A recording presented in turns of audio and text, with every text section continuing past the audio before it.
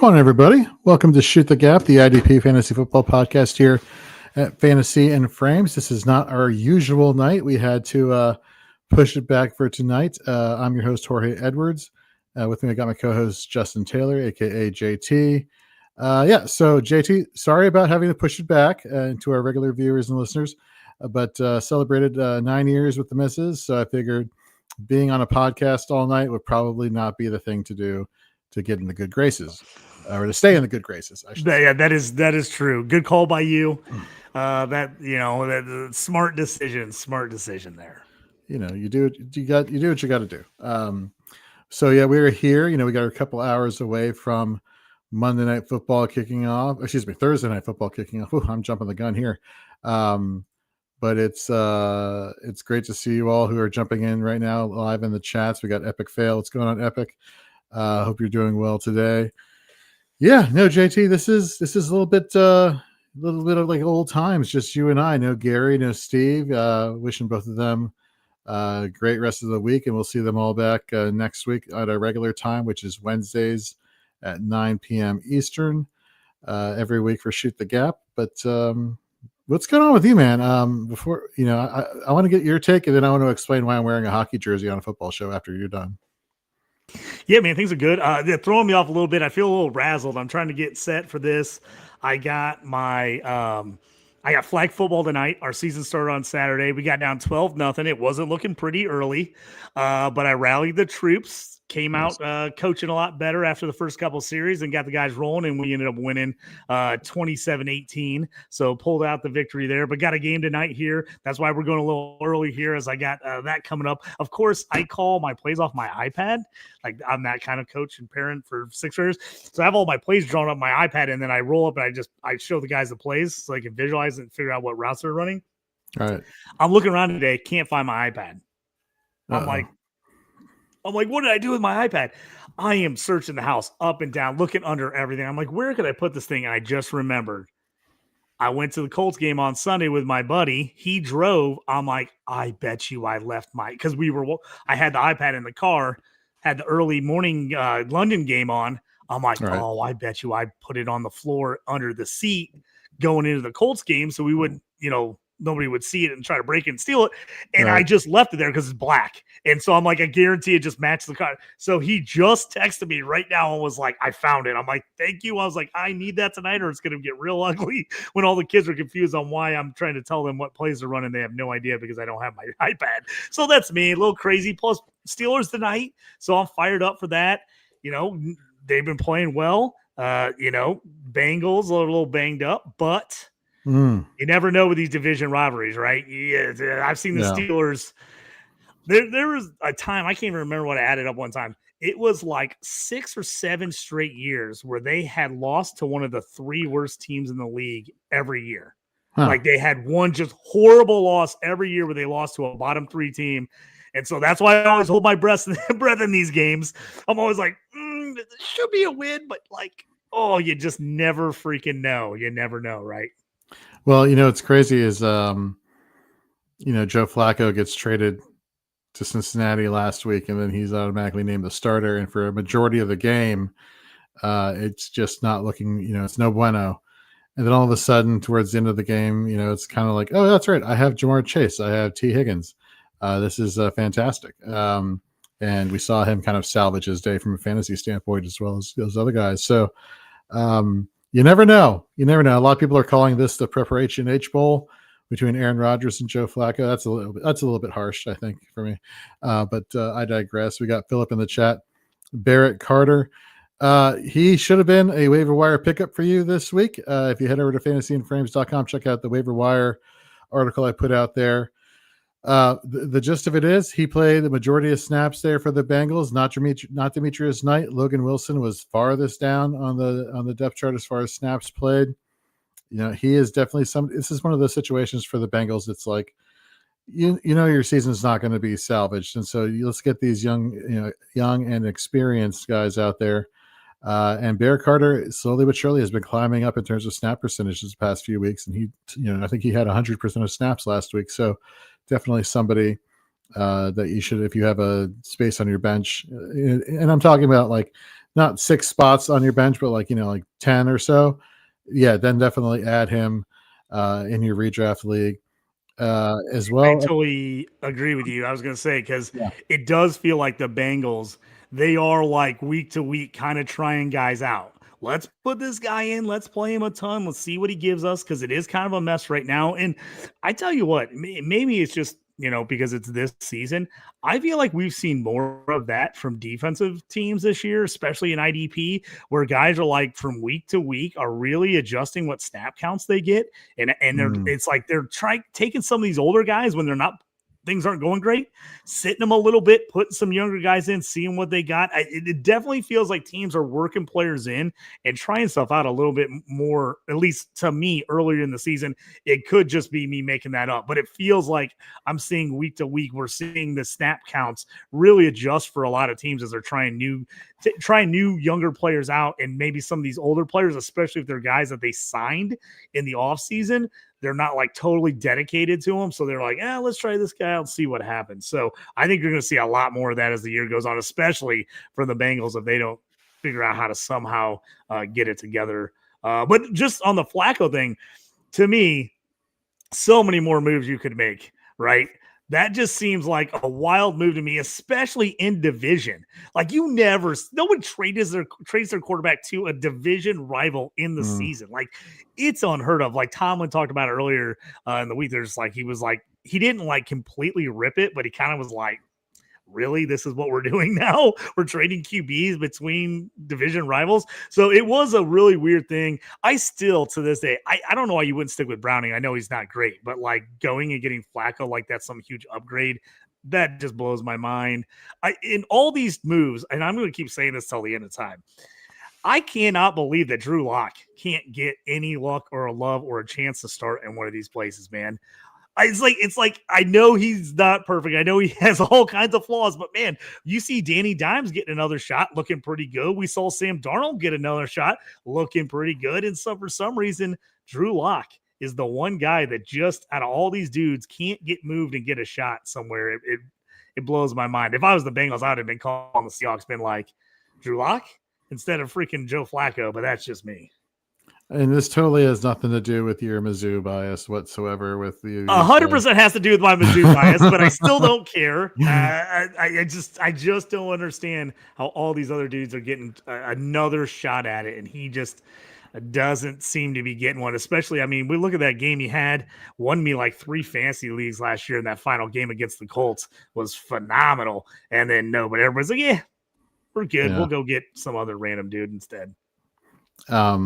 Before we get to Epic Fails question, just real quick, I am getting back into hockey this year. I joined the Around the Ice podcast, which JT, Brian Clark, and Aaron they do Tuesdays at 9:30 p.m. Eastern here at Fantasy and Frames over at FIF Hockey. And so I really got into it. I've been watching a lot. I've been staying really involved. And then the other night, the Anaheim Ducks had their home opener, and they basically put like goalie masks in the shape of the duck face and the shape of the let me get this out of the way, the shape of the logo here. And they actually are selling them now on the team store. I thought that was the best giveaway ever for a home opener that I think I've ever seen. Dude, so cool. So freaking cool. I saw that. I was like, oh, man, that's awesome. And by the way, congratulations getting back into hockey. Thanks for us doing our hockey show here. Man, it's been a great start to the season. We're 2 weeks in, and it's like, I mean, it's been electric to start this year, man. And maybe it's because the Blackhawks and the Red Wings are off to good starts. But I know we're all fired up on the show because, man, they just been both playing so good to start the season off. Has got us all in the fields like, hey, maybe something's going to happen with these teams this year. But it's been a nice start to the season, fantasy hockey wise and everything else. Some bad news with some injuries here early on, but so far, just some very, very entertaining hockey to start off the year. Philip says he picked up Bear Carter everywhere he could. He just doesn't know if he should start him. I would hold off on starting him. Definitely a pickup, but somebody who could pay dividends for you going forward. It definitely depends on your league, who you got sitting there, right? Because you got to assume there's going to be the Steelers are going to try to ground and pound tonight. I think they're going to try to keep the ball on the ground a lot if they can. So it kind of depends on who you got. I mean, it is a little bit of a risk reward play here in the fact that he could get a lot of tackles if they run the ball as much as you think so. But yeah, definitely chance you know, depending on who else is on your roster. All right, let's get to Epic Fails question. This is a good one. In a big scoring league, 6 points for interception, 3 for pass defended. How would you rank these defensive backs slash cornerbacks or safety slash cornerbacks to roster out of Marcus Jones, Tyson Campbell, Jordan Lewis, Battle, Byard, Brisker, and Grant Delpit? So for me, I would roll Byard, Battle, Delpit, Brisker, Marcus Jones, and then flip a coin between Campbell and Lewis. I think I'm with you there. If you have to start cornerback, Marcus Jones is your guy. Jones. Especially if you get a punt kick return yards, that pushes him up the list. If you don't, and it's just a mixed DB, it doesn't have to be a cornerback. That pushes him down the list for me. But if you need a cornerback in a start cornerback league, Jones would be my guy. But going in order, I'm with you on that, Jorge. I'm on Byard first. I'm probably Battle second. Delpit third, Brisker fourth. Brisker I like. I'm going to talk about him a little later in the show, but we're still working him back in. He's not the absolute stud he was a couple years ago, so we're still kind of working him. And I agree with you. I'm going Jones, probably Campbell, then Lewis is probably my breakdown there. I had it in a waiver wire article. Marcus Jones is somebody to pick up, and I went on to say that if I was in a league that just had DL, LB, and DB spots, it wasn't breaking it down by like tackle, end, linebacker, cornerback, safety. There are 3 cornerbacks that I would have in my DB spot this season if they were healthy. Devin Witherspoon, Kenny Moore, and Marcus Jones. Like he has been so lights out. His tackle efficiency over the past 3 weeks is 12.5%. That's like a linebacker level tackle efficiency for a slot corner. So that is, I don't want to give away all the things from the article. Go over the Fantasy and Frames and check it out. But yeah, definitely huge Marcus Jones fans here. Well, JT, let's get into some news and notes, and let's get this show on the road.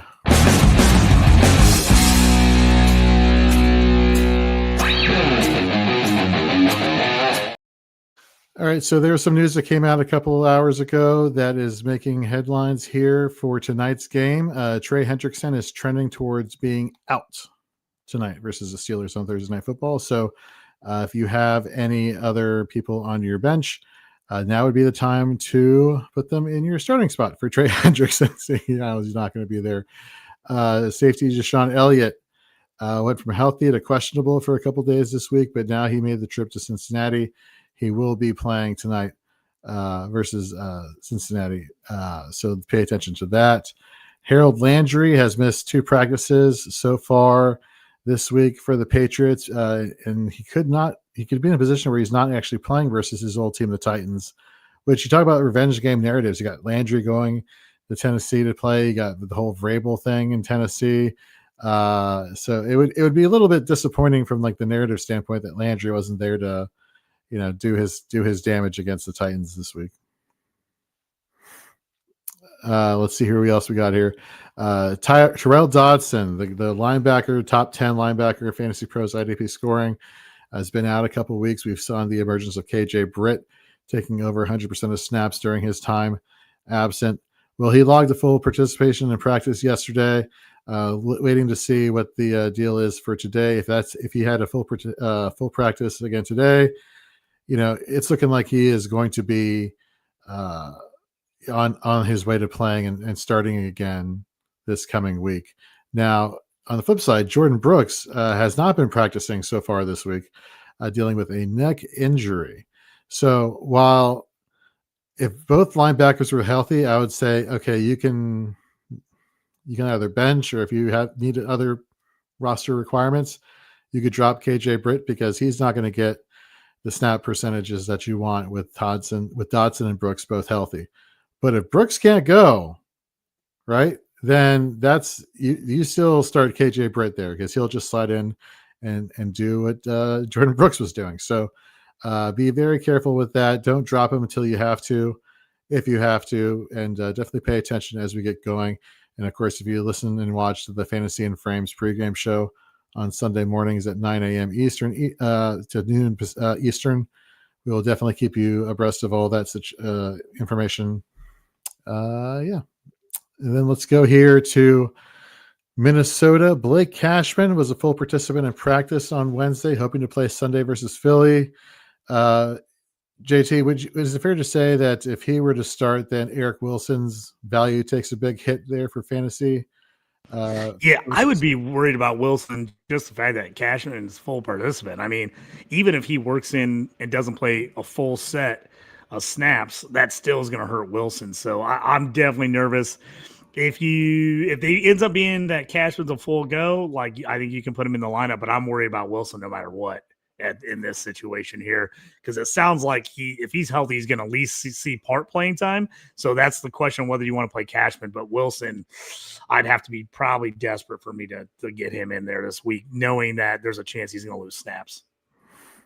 All right. Speaking of the Minnesota Vikings, Andrew Van Ginkel got in limited work on Wednesday, and we have to see the practice reports for today. But if he's ramping up, then chances are he's going to be playing this week for the Vikings, which means you should probably fade Dallas Turner. And look, Van Ginkel, the guy's elite. Like, I'm sorry for, he just is. He's elite for fantasy. So if you have him in your lineup and you've been having him in your IR spot for most of the season, well, you know what? You didn't draft him as high as you did to just sit him on your bench. If he's good to go, then he's good to go. So definitely pay attention to that. Denzel Perryman was a full participant in practice on Wednesday.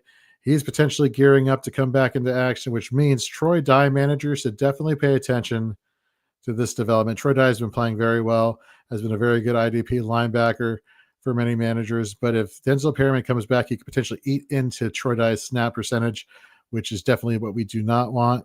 But again, tune into the Fantasy and Frames pregame show on Sunday, and we'll have all that up to the date information there for you. And I think the biggest news of the week, JT, Fred Warner, a dislocated and broken ankle on Sunday versus the Buccaneers. Man, like, you want to talk about like the heart and soul of that defense for San Francisco, just a horrible thing. It's moment of silence for Fred Warner, because that was, that's just pretty horrible. But there you go. There's the moment. But Tatum Bethune, that he's the guy who stepped in as soon as Warner went out with injury, had 11 total tackles, 5 solo, 5 assists. He played 100% of snaps as soon as he got inserted into the lineup. And then this week, the 49ers decided, you know what, we're not going to go out and get an emergency linebacker off of waivers somewhere or facilitate a trade for a linebacker. Bethune, you are our green dots, not just a linebacker who's starting. He is the green dot linebacker, which means he's going to be on the field for every single play, calling the defense for the defensive coordinator on the field. So I am all on board with you going forward. Man, but it just sucks. Fred Warner, how can you not like Fred Warner as a person just based off of everything you hear about him? And to have this happen was just a real gut punch for 49ers fans. Would you say, JT? Yeah, the injuries for them is just every few seasons, it just feels like there's certain teams that are just snake bitten for the whole year. Like they just, no matter what happens, another guy goes down, another guy gets hurt, somebody comes back, another injury occurs. That just feels like the Niners this year. I mean, it's like that entire team, especially for fantasy, IDP or just, regular offensive fantasy has just been nonstop injuries this year. So that's been tough. It is going to be interesting. We'll talk about it here a little bit later in the show when I talk about the Niners, but I'll talk a little bit later about some of the Niners defensive guys and kind of where we're going with them this season, because it is getting interesting over there. Absolutely. And with, you know what, this is going to be a very Niners heavy, I feel, show for both of us. So let's get into our next segment here, Money Mirage. We'll be talking about San Francisco 49ers.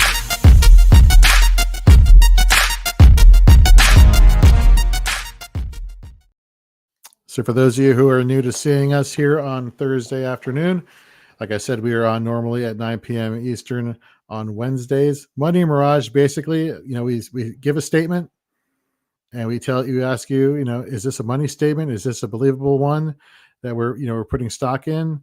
Or is it, an illusion, a mirage? Like what you saw last week was not indicative of a player's performance, both good or bad.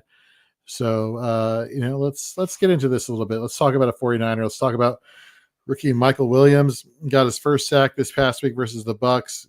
Money or mirage? Given the desperation the 49ers are in to find a way to generate a successful pass rush, and then you have the way the defense has just been beat up all year. Williams in redraft, JT, is worth a speculative ad going forward. Is that a money statement or a mirage statement? I think it is a money statement. I just, there have been struggled so much, with all the injuries. And I just think, dude, it's just one of those things where somebody's got to do something. Why would it not be your first round draft pick? You know what I mean? Why, if you're going to give a guy a million shots in time, you got to do it, especially with Bosa out. So now I think he's worth an ad because there's a chance. I mean, he doesn't have much behind him. I mean, there's absolutely no reason for them not to play him. Like literally, unless he punches coaches in the face, like, why are we not playing this guy? So to me, I think he's worth an ad because I think he's just going to get better. We have to remember he was banged up for Ohio State last year. He dealt with some injuries, so he didn't get a full season. They went back and said, he wasn't even close to 100% the whole season last year, and we still saw what he could do. So I think, I think he's going to get better as the year goes on and as it proves. And I think just the more reps with some of some of the main guys in front of him on the depth chart out of the way, I think he's a guy that's going to improve it. And the Niners so far with everything that's happened are still kind of in the mix. So they've got to have somebody step up. I think there's a decent shot. If you got room on your roster, obviously it's a little of a deeper ad in redraft. In Dynasty, if he is sitting out there and you could pick him up and put him on a taxi, I think he's worth a guy to grab and hold for a little bit and see what happens. I have mixed feelings about this because I like the idea of what you're saying. I just have concerns about his play, and I want to hold off on giving more analysis there because he's definitely somebody I'll be talking about later on in the show when we get into plays and fades. But before we get to plays and fades, let's handle here our final money and mirage statement here. Despite Grant Delpit playing closer to the line of scrimmage and fewer snaps in coverage than Ronnie Hickman of the Cleveland Browns, Delpit is still the safety from Cleveland you should trot out each and every week in your weekly matchups. Yeah, Delpit has been a little bit of a tough play at times this year, but I do think he's the money guy. I still think you want him. Definitely this week, again, I've already said it. I think the Steelers, we've seen the game script out of them. They want to run the ball as much as possible unless they have to throw it. I mean, they want to pound the rock. So I think they're going to continue to try to run. And I think there's a chance he's going to be playing a lot closer to the line tonight, especially if the Steelers continue to play their stairs. Yep, go ahead. So they're playing Miami. So I know you're thinking with Flacco going. Oh no, yes, I'm thinking of last week. Sorry, thank you. Yeah. Thank you for catching me there. Yes, thank you because that was last week. I told you I'm all screwed up. No, this week. I hear you. I do like what you're. I do want. Thank you for catching me. Miami, though, I do think Miami, they've got to get together. The run game is, we've seen in the past of Miami with the injuries of the wide receiver. When they run the ball, they're a much more effective offense when they can get those guys going. So I still like Delpit, even in this Miami matchup. My mistakes. Thank you for correcting me. I'm thinking Cleveland, Cincinnati, Steelers all together.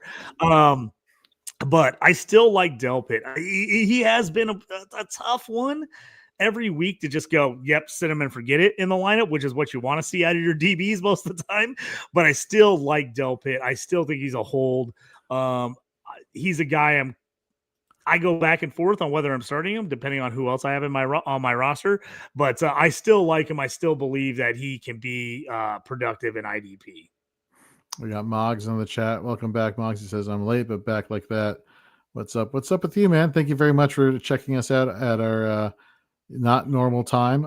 But you're always there supporting us here at Fantasy and Frames, and we definitely appreciate that. Everybody in the chat here loving Fantasy and Frames, and we can't thank you more for all that. And, speaking of thanking you, thanking us. Let's thank the fantasy football gods that we have some plays and fades to talk about this week.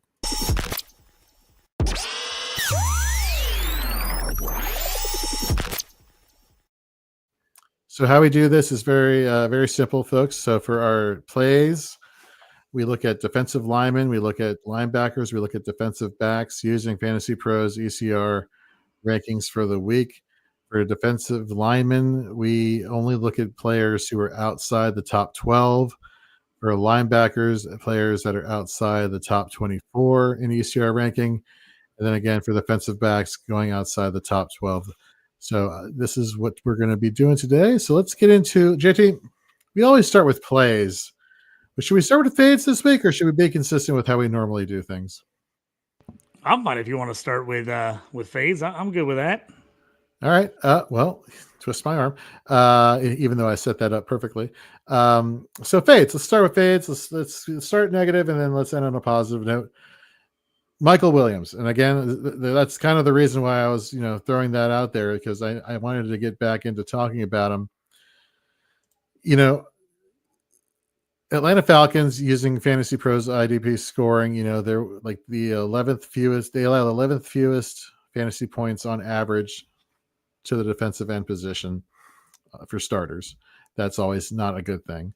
The issue here with Michael Williams is that when you look at his grades, he actually grades out better as an off-ball linebacker than an edge rusher. And I think by taking him and using him in an edge rusher type capacity, that's more of like a holy crap, we need somebody to replace Bosa, who has both off-ball linebacker and edge experience. Well, that's exactly what he had at Georgia.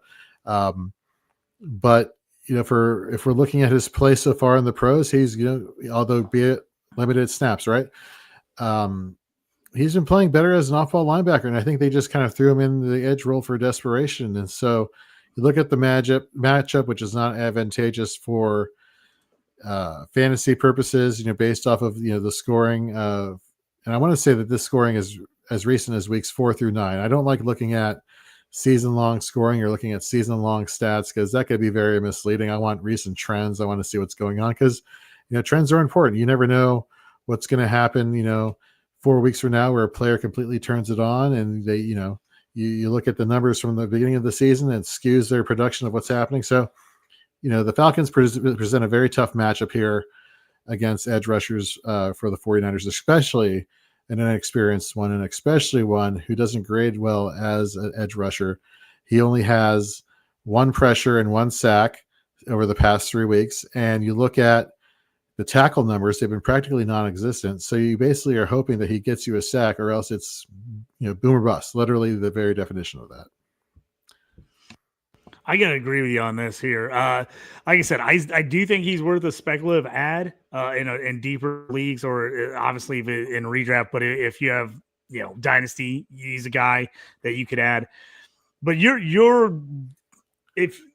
while I say that, I just want to why I say that, you're basically chasing draft capital, because nothing he's really done has proven that you should be doing that. So let me say that. So because his numbers, they're not there yet. Now that was a big question with him, was when he got the NFL, could he be a productive player in the NFL, or was he going to just end up being a guy taking up space? So far, like you said, you don't like to go back through all season what he's done, but he's basically been playing 65 to 70% almost all year. So it's not like he wasn't getting snaps. Highest sack total was week 2. Our tackle total was week 2, 4 solos, 1 assist. Since then, last week with the 3 tackles was the most he's had all year, outside of that one game, and he got his first sack. So again, the numbers right now are not suggesting that he is really doing anything that you should be getting excited about. But my take with it was that if anybody's going to do something, you'd think it would be him eventually with the time. But I definitely very cautious about that. And I think I agree with you. This week versus Atlanta, they've actually been really good. I would be shocked to see him get back-to-back sacks. All right. Who is your fade at defensive lineman? So my fade, it is the guy, if you took him, you took him pretty high. but the numbers just are not there for him this year. And that's Josh Hines-Allen for the Jacksonville Jaguars going up against the Rams. Stafford and the Rams have been pretty good. The pass protection has been very solid for him this year. So they've given up some sacks, he's also thrown the ball quite a bit.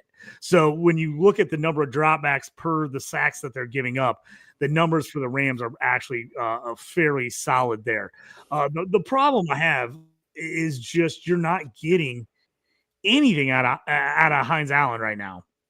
He's got not even one full sack on the season. Half a sack is all he has for the year. And on top of that, we know he's a sack guy. If you're not getting sacks from him, he's not a tackle productive guy. He's not a guy that gets you a bunch of other tackles somewhere else or figures out other ways to help your IDP team. Unless he's getting home, you're getting probably a 0 or maybe a half a point or a point, depending on your scoring. So he's a guy I've got on a ton of teams. And at this point, he's just on my bench until I see something different at him. The analytics numbers aren't horrible. It's not like he's not beating anybody kind of getting there, but it's not there right now. He's not taking advantage. And for me, for a guy that you probably took really high or have decent dynasty capital in, he's just a guy if it wasn't for the name, you would be benching this guy for sure. So that's where I'm at right now until he figures out how to kind of get home and start turning around. Then I'm just fading him right now.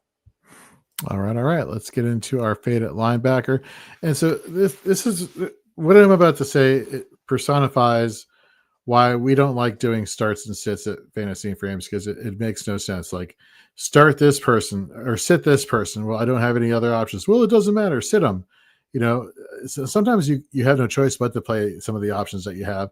But what you can do is you can kind of temper expectations. And Devin White, to me, is somebody that you should be tempering expectations. I mean, the guy last week was the number 1 linebacker overall and Fantasy Pro scoring, giving you 27.5 points. But let's look at that. 9 tackles, 5 solo, 4 assists. So not like he was dominating the tackle fantasy point production there. You want more solo tackles because they generally count for more points. So he was kind of like half and half there. Had a sack, had a pass deflection, had an interception. Like he basically hit for the cycle. If we're trying to draw some analogies to baseball, which I don't know too much about baseball, so that's probably not the greatest analogy, but he's not doing that for you every week. You go back to what he has been doing going back to since week 1. 11 tackles, no big plays. 8 tackles, 6 tackles, 9 tackles, 5 tackles. So it's a very, the big plays are very streaky. So you have a moderate tackle floor. You have a moderate fantasy output going there. You look at the fantasy points allowed to the linebacking position. The Kansas City Chiefs are right there in the middle of the pack. So again, it's not a horrible matchup for Devin White, but you should definitely be fading your expectations if you're getting another LB1 overall performance from him this week.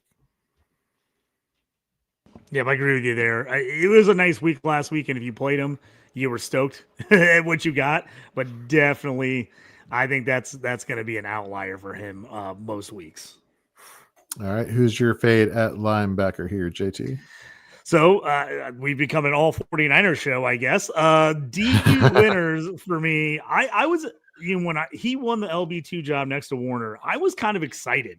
I picked him up in a bunch of dynasty leagues and a bunch of stuff this summer, thinking, hey, man, this might be a decent spot for him. I was kind of fired up to see what he could do in that spot. It hasn't been great. It hasn't been super productive. And now with Fred Warner sideline, you're like, okay, does this mean he slides into LB1 role and now is really going to take off? Well, he doesn't have the green dot. So that's already a negative. He already didn't get the green dot, which says something that he lost it to a basic no-name player. Is really hurts his value. And then you really look at what he's kind of done. The past 2 games, he has 8 combined tackles. That's 4 a game, and at least half of those are assists, not solos. He's only got 40 tackles in 6 games on the season, and that's with 1 blow-up game where he had like 10 tackles. So he had 1 great game, but since then it's been very iffy for winners. again, a guy that, unless you're in deeper leagues, you probably weren't starting him, but he was a guy that I have had in lineups throughout the year. But after seeing all this stuff happen with Fred Warner not getting the green dot, to me, I'm starting to lose faith pretty quickly that he's not even that he could be productive, but is he even worth keeping on your roster? Is he a guy we should just be chucking unless you're in a super deep league? That's where I'm at on him. And I didn't think I'd say at the beginning of the year, because like offseason, like I said, I picked him up in a lot of spots and I was super pumped when I got him. But it just hasn't worked out so far. Moggs in the chat says less of a leadership role may be a green light for me. Leaves more room for him to just be a missile. That's a fair point, but it's not like he's been tearing it up either since even when Fred Warner was there. So I'm starting to think. In fact, I'm to answer what you were saying. Should you drop him? I would definitely bump him down my rankings, and I would expect more of the same from him going forward. There, Moggs. That's just my take there. Yeah, he's like, yeah, that's a good point. Wasn't really doing too much. So, but and granted, when I heard Warner was hurt, I was, obviously upset about that. That's a terrible injury, but I was like, oh man, maybe Winters is going to take a step up, and then like everything's saying no, and I'm like, oh, it's frustrating because like I said, I like him as a player, and I thought he would have a better shot, but I just wanted to bring that up because, yeah, I think the news coming out of 49er land is that you definitely, yeah, I think you got to be really hesitant about playing him moving forward. Speaking of somebody you should be hesitant about moving forward, 49er defensive back safety, Marquez Sigley, the past couple weeks have been great. He's been wonderful. He's been, you want to talk about box snaps and playing closer to the line of scrimmage. He's exactly what you wanted from your defensive back one. Just cranking out the tackles, being in the right place at the right time. And all of a sudden we heard that last week Malik Mustafa was going to be coming back from injury. And everybody was like, well, we should expect Malik Mustafa to be the guy that's going to take away a lot of the opportunities. And coincidentally enough, it was Jair Brown who led the team in box snaps with 29 to Sigley's 10 and Mustafa's 7. So definitely a fade with Mustafa coming back and ramping up his productivity as he's been out. I want to say since like August, since the preseason, he's dealt with this injury. So that was his first game playing for the season last week for the 49ers. So yeah, as hot as Sigley has been the past couple of weeks, what made him such a viable fantasy option is that not only he played a large percentage of his box snaps in the box, he was on the field like close to 100% of the time. So that's automatically going to be taking a hit right there. So sorry to say it, man, but I hope you enjoyed the ride. For those managers who had him, barring an injury, it's time to exit stage left. You know what I mean? Yeah, that's just a messy situation in that secondary right now. It really is. I mean, I was big on Jair Brown at the beginning of the year. Had egg all over my face on that one. That's a messy situation in the secondary. Yeah, definitely. Let's get into our plays. I still have my DB fade. Sorry, we'll throw that one out there real quick. I hate saying this because I really like the guy, and he's one of my favorite DB players in general. Jaquan Brisker for the Bears. I talk about Brisket and Brisker so much on my phone, like I told you in the past. I type Brisker and it switches it to Brisket on my phone. So now my friends just laugh and know that when I say Brisket, they know I mean Brisker when we're texting about sports. So love him, but finally coming back, obviously had that really bad concussion where it's just like he couldn't get on the field last year. Finally back. If you just go through the box score and look at the points, you're like, oh, he had a good game last week. Well, he got an interception. The interception was nice. Don't get me wrong. But outside the interception, he didn't do a ton. Only 3 tackles total outside of the pick. And while I still like him as a player and I still would be holding him for Dynasty for sure, I'm not sure I'm ready to just go, okay, plug and play him every week now. it's rough depending on who you have. And the reason is Kevin Byrd's been so good. He's been so good. He's been playing safety. They've been mixing guys, kind of moving guys around. Now, Brisker's still getting more box snaps, but here's the percentages, and this is what scares me a little bit. Brisker led in box snaps with 32% for the Bears, but Byrd played 25%. And then Byrd plays 70% deep safety, 40% for Brisker deep safety. I do not want to see Brisker playing deep safety 40% of the time. He did play some slot, but the slot play is going to go down as Kyler Gordon is finally back. He didn't play a full game, only 60% of snaps, but he played 82% of his snaps in the slot and another 13% in the box. That is rough, because now that means is that if he gets back in there, does that push Brisker back a little more often? And until we see big tackle numbers for Brisker playing in the box, and we haven't seen it, we haven't seen him have more than 2-3 tackles in a game this year.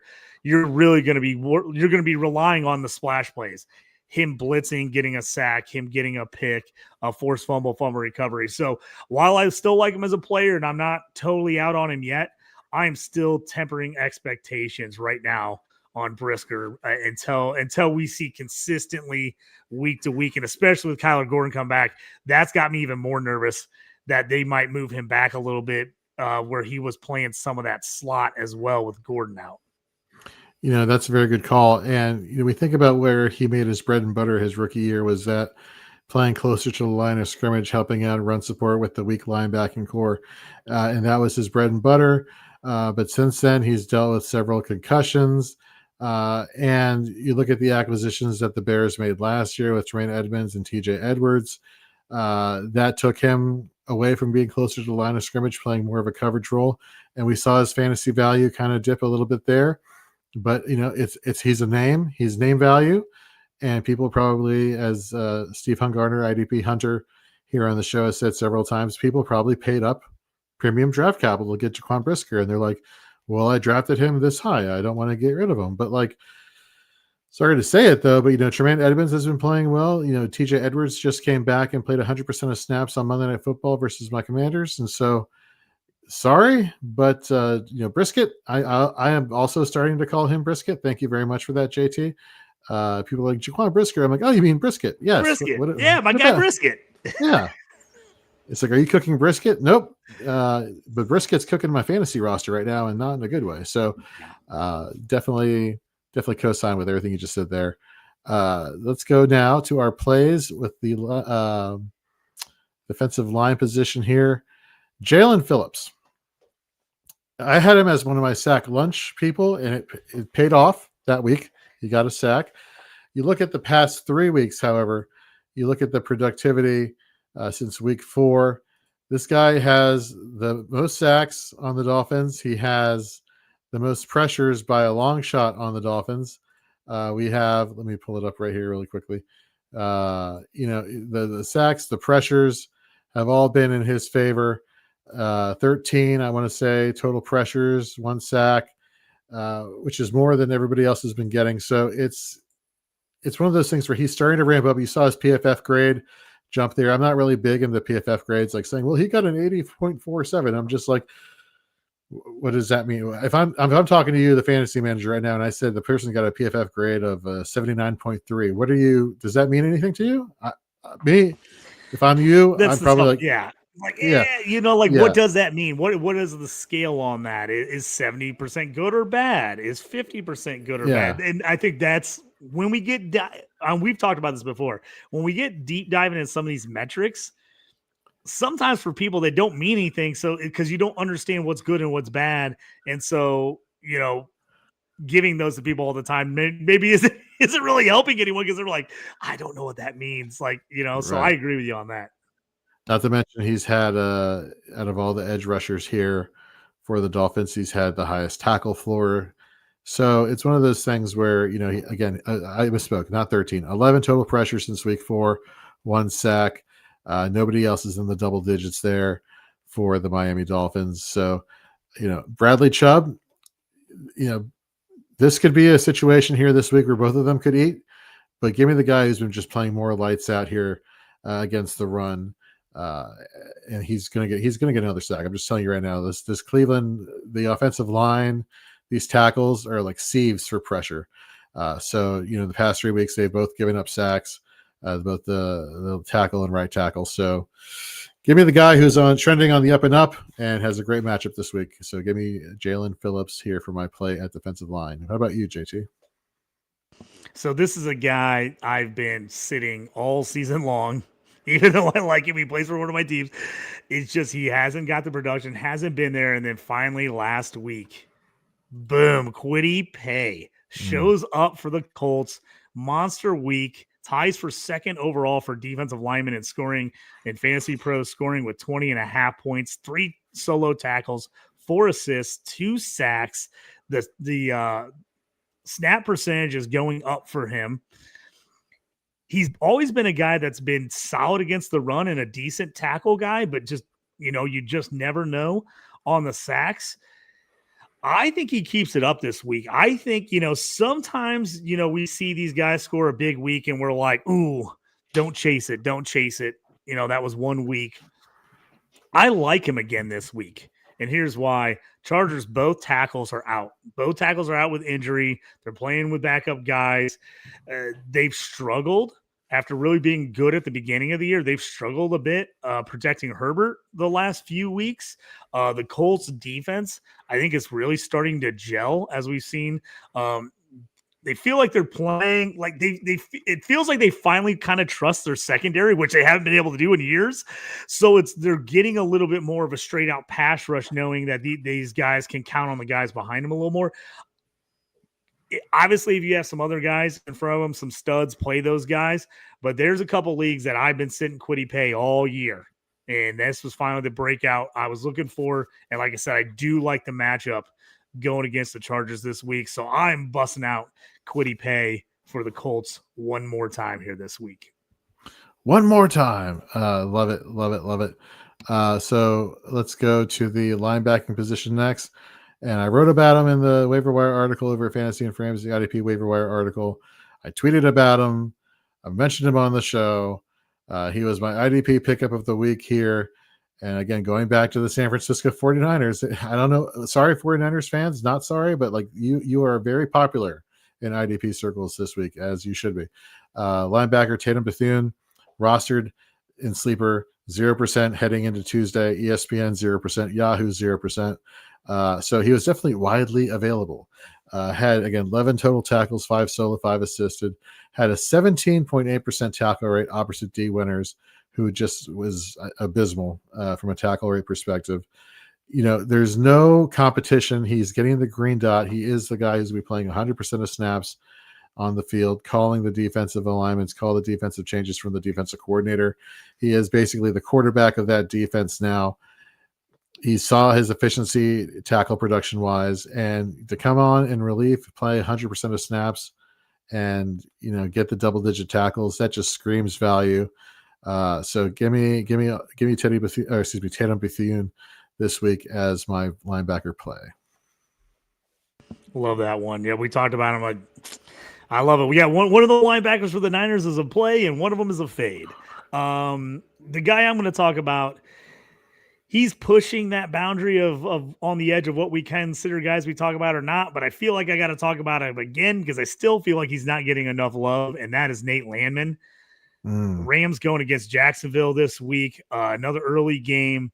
But Landman, it was a big question. Who's going to win this job for the Rams? Is Landman going to be the guy? He was pretty solid in Atlanta when Caden Ellis was out and when Troy Anderson was out. Whenever he got a chance to play, he played pretty well.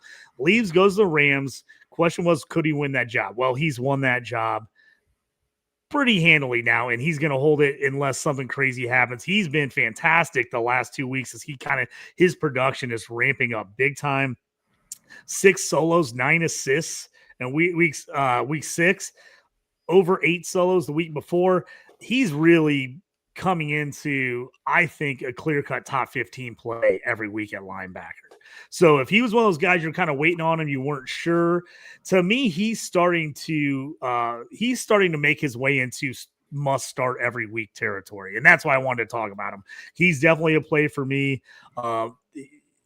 LB1 and LB3 the last 2 weeks in Fantasy Pro scoring.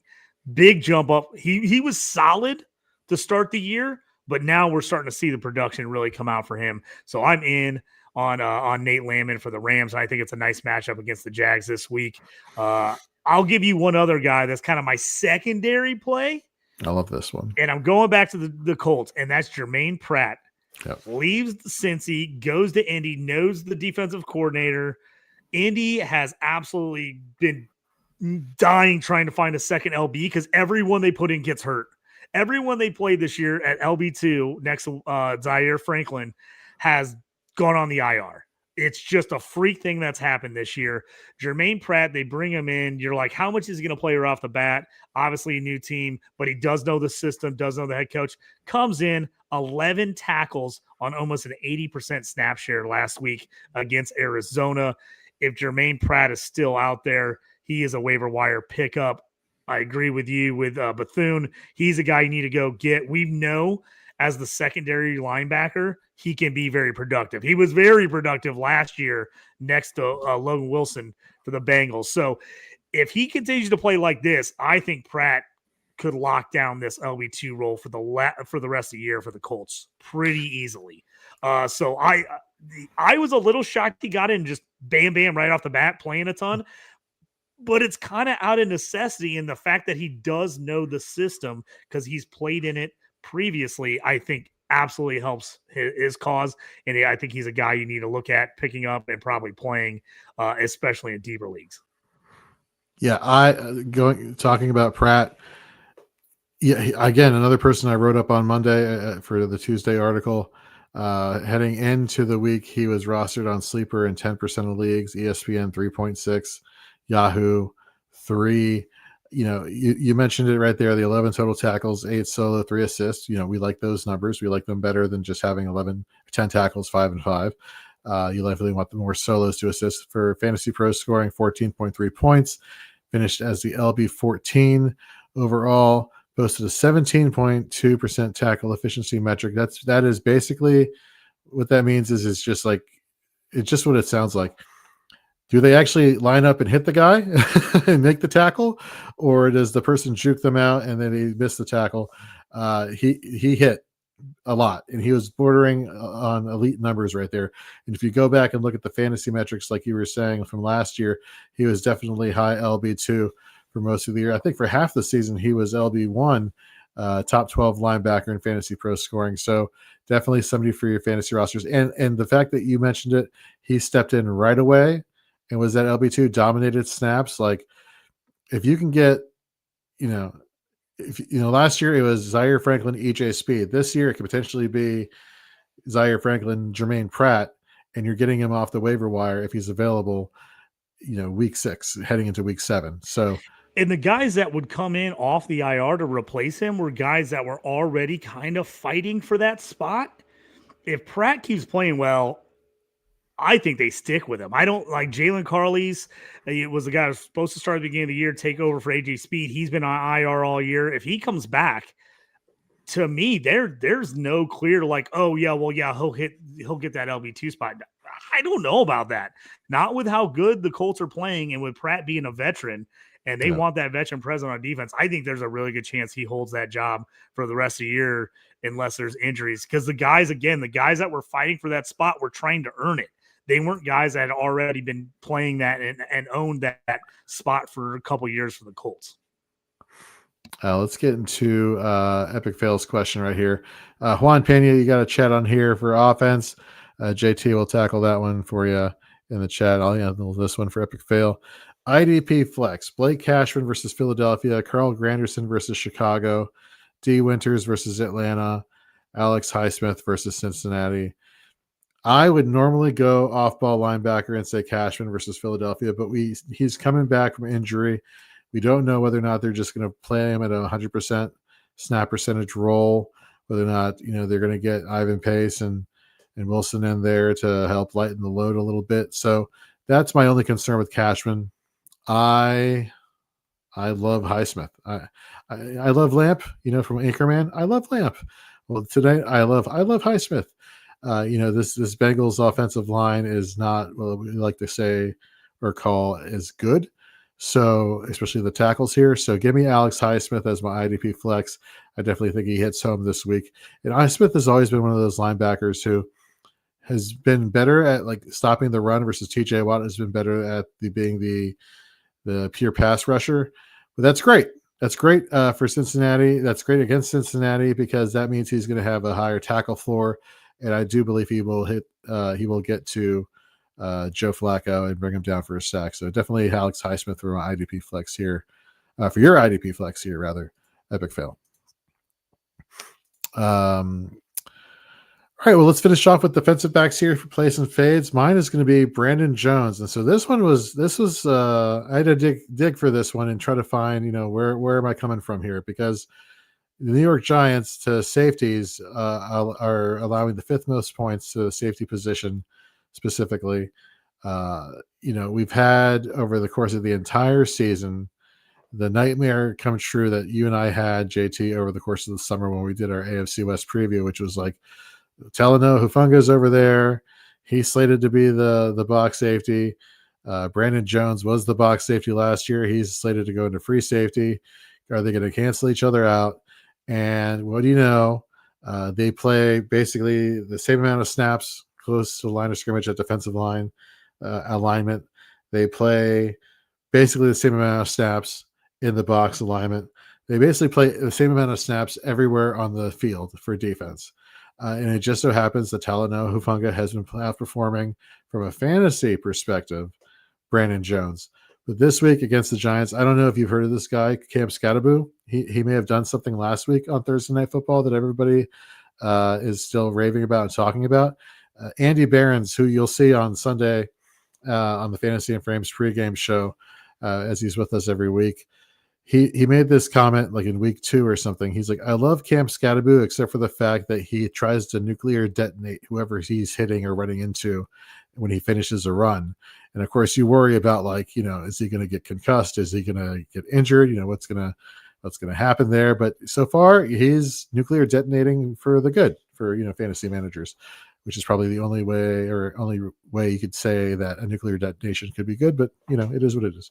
So with that being the case, with being a run heavy team, with emphasizing that running game, I think both of these safeties are going to eat Brandon Jones and Talanoa Hufanga. I'll give the slight edge to Hufanga for showing it over the course of the year. Brandon Jones, however, he hasn't been bad. He hasn't been getting you like 4 fantasy points a game. He's been getting you like 9, 8, around that number. That number is going to go up this week versus the Giants that are basically emphasizing the running game now that Malik Neighbors is gone. This is going to be a tough defensive matchup for the Giants all around. I think the Broncos are going to make them very one-dimensional. So give me Brandon Jones this week versus New York. Love it. All right. Who is your final play for the week at defensive back? So I'm going Kamari Connor, Kansas City versus Vegas. We know that kind of that one defensive back role for the Chiefs, the guy that kind of moves around, plays a slot, does some different things, it's super good IDP role if you can find the right guy to do it, and if he consistently does it all season. Kamari Connor seems like he's going to be that guy. Exploded last week, 10 solo tackles, 4 assists, a forced fumble. He's now got 4 more solos in 4 of 6 games this year. So gotta love the solo tackles. And he's getting 7 or more tackles in most games. He has definitely been kind of a DB3 play this year. I think he's a DB2 play, up to a DB1 play, especially a plus matchup against the Raiders this week. I really like what he's doing. He's coming into his own at that spot. It was a spot, if you listen to me preseason early in the year, I thought it was going to be Jaden Hicks. Jaden Hicks was my guy. He's kind of moved around a little bit. It feels like Connor's really the guy taking over that spot. While I still like Hicks for long term, I think Connor's the DB you want to own in the Kansas City secondary. And like I said, I don't think last week was a fluke. I think last week was just getting the tip of where he's going. Like, he just keeps getting better every week. Consistent tackle floor out of him, and he's a guy that can make plays. So if you have not been playing Connor, if you got him on your bench and you haven't played him, time to get him in the lineup. If you have had him and you've been playing with him, just stay with him, baby. Just keep him in that lineup and keep rolling. All right. Well, that's going to do it for our plays and fades for the week. If you're looking for more plays and fade options here at IDP, head over to fantasyandframes.com right and early tomorrow morning. Joe Harlow, who does our IDP plays and fades articles, will give you 3 and 3 at each defensive lineman, linebacker, and defensive back. Also, hit up over us over on our TikTok and Instagram. We'll be posting that information there as well. All right, JT, let's wrap things up with talking about some sack lunches.